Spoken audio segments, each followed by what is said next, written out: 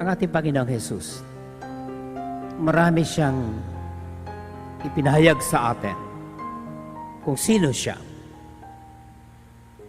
kung ano ang tawag niya sa kanyang sarili. I am the vine, you are the branches. I am the shepherd. I am the gate. I am the way, the truth, and the life. Dami niyang mga pagpapakilala at pagpapaliwanag, describing actually himself. And the descriptions become his name. Kaya maging ang ating mga pious devotion to Jesus ay nakatuon doon sa kung papaano niyang ipinakilala ang kanyang sarili.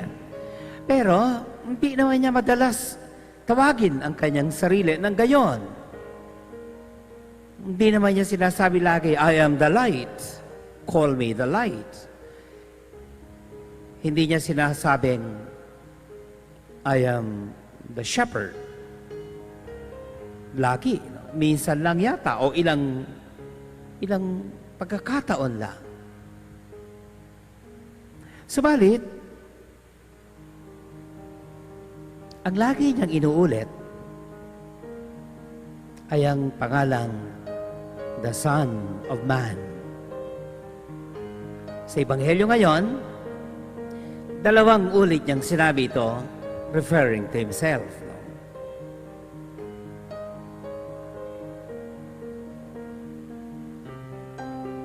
Iyon ang kanyang tawag sa kanyang sarili, the Son of Man. What is the Son of Man? What is its significance and implications? Ang pangalan o ang taguri ng Panginoong Son of Man ay matatagpuan natin sa Salmo 80, verse 14 to 19. Si Propeta Ezekiel, 98 times niyang ginamit ang pangalang ito. But Prophet Daniel had a clearer understanding and vision of the Son of Man, na siyang pinagbabatayan ng Panginoon, referring himself to be the Son of Man. Ganito po ang sabi ni Prophet Daniel, I saw in night visions, and behold, with the clouds of heaven, there came one like a Son of Man. And to him was given dominion and glory, that all peoples, nations, and languages should serve him. His dominion is everlasting, which shall not pass away. His kingdom shall not be destroyed. Ang linaw-linaw sa paningin ni Prophet Daniel kung sino itong Son of Man. Yun ang kanyang description. Sa Bagong Tipan, inulit ang salitang, ang pangalang Son of Man 80 times ng ating Panginoong Jesucristo. So ano nga ba ang tunay na kahulugan ng taguring Son of Man? It can simply mean an ordinary human being, a human being. But let's go back to Daniel again. Daniel more profoundly and vividly defines him. He is claiming messiahship, and his role is to redeem the world. Yon ang katuturan ng vision ni Prophet Daniel, that the Son of Man is equals to the Messiah, the Redeemer. Yes, he is a human being, that's why Son of Man, but at the same time, the Messiah. And at the same time, to redeem. At sa vision ni Prophet Daniel, He was coming from above.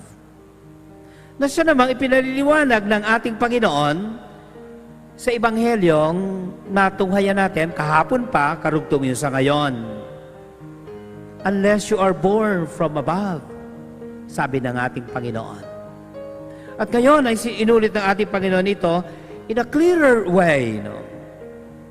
Kung papaanong itinaas ang ahas doon sa ilang. Gayon din naman, itataas ang anak ng tao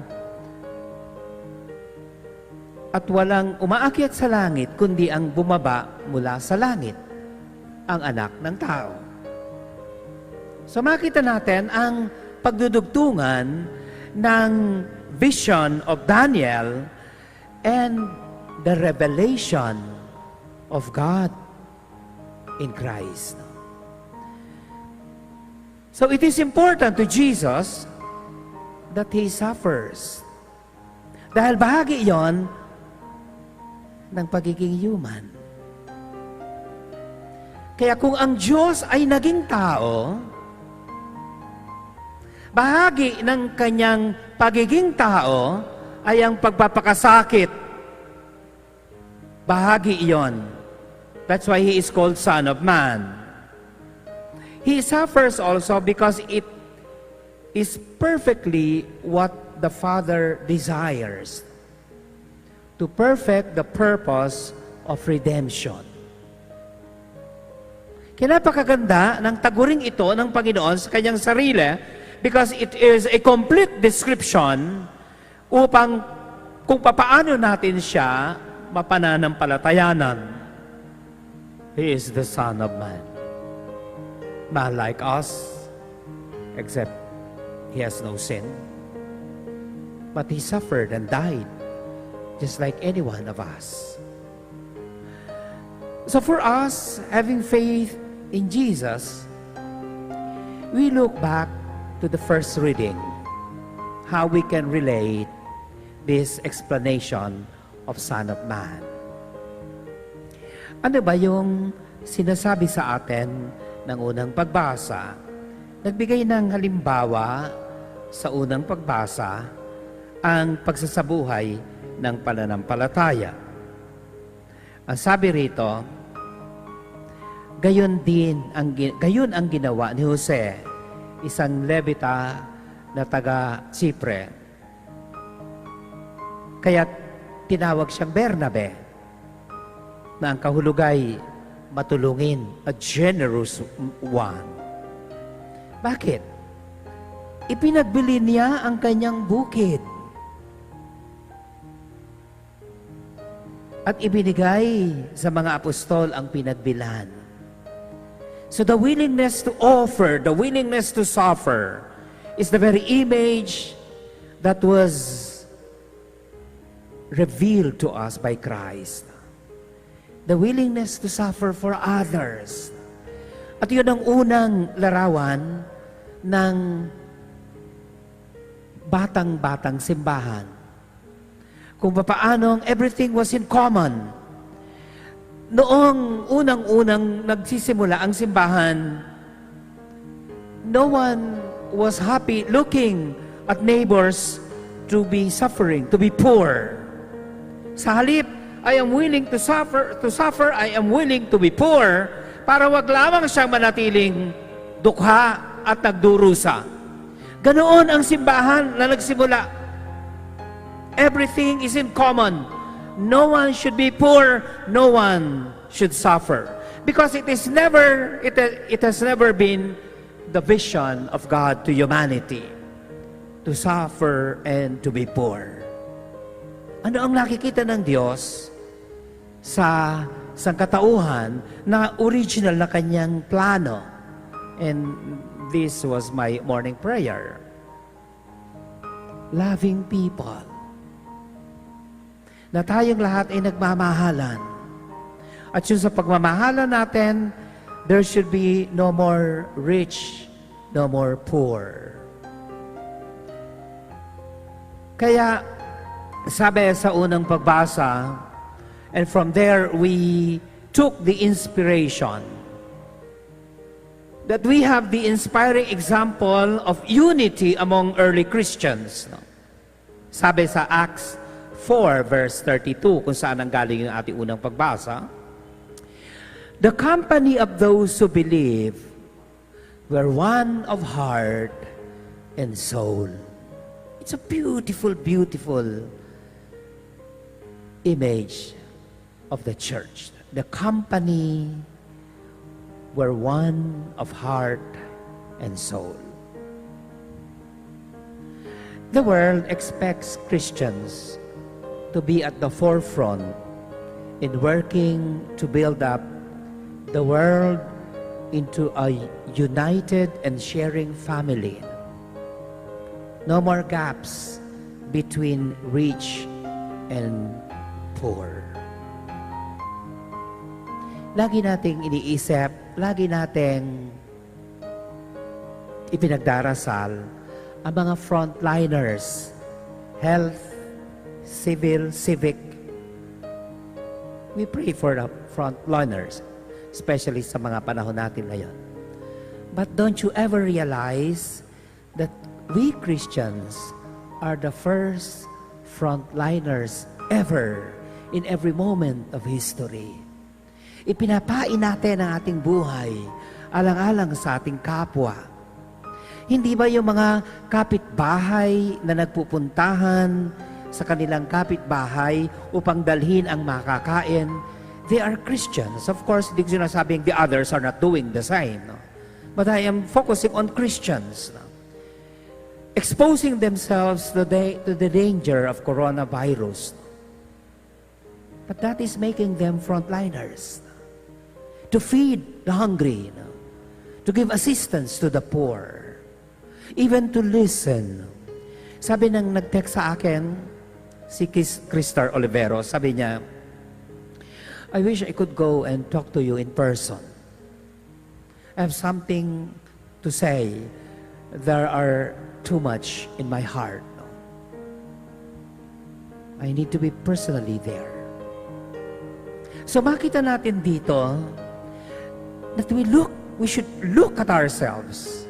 Ituring natin ating sarili na sa mga panahong gaya nito ay we are frontliners also. And let us play that heroic deed, the messianic deed, the way Jesus did it for us, to suffer for others. So Christians are the first frontliners of every moment of history. Because the Son of Man has come to redeem the world, we are called to redeem each other. We are called that redemption of Christ should reach those others. Si Monsignor Epi Castro ay nag-text sa akin this morning as a reply to the morning prayer I sent to him. Sabi niya, your message today was re-echoed by Miss Gina Lopez of ABS-CBN before she died. Sabi ni Gina, quoted by Monsignor Epi Castro, we give, we care, we do together. Pagnilay tayo. In the beginning, in the form of God, with just a word, you sang creation's song. But when by sin humanity was marred, you took on flesh to save a world gone wrong.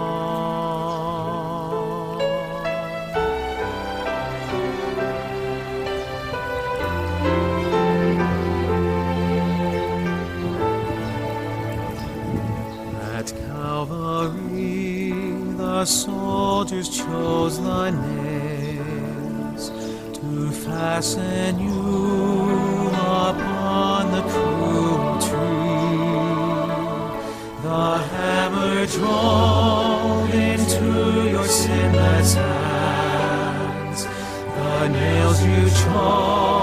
to pay sin's penalty. You are the Christ, Son of the living God. My rebel heart in mercy you pursue.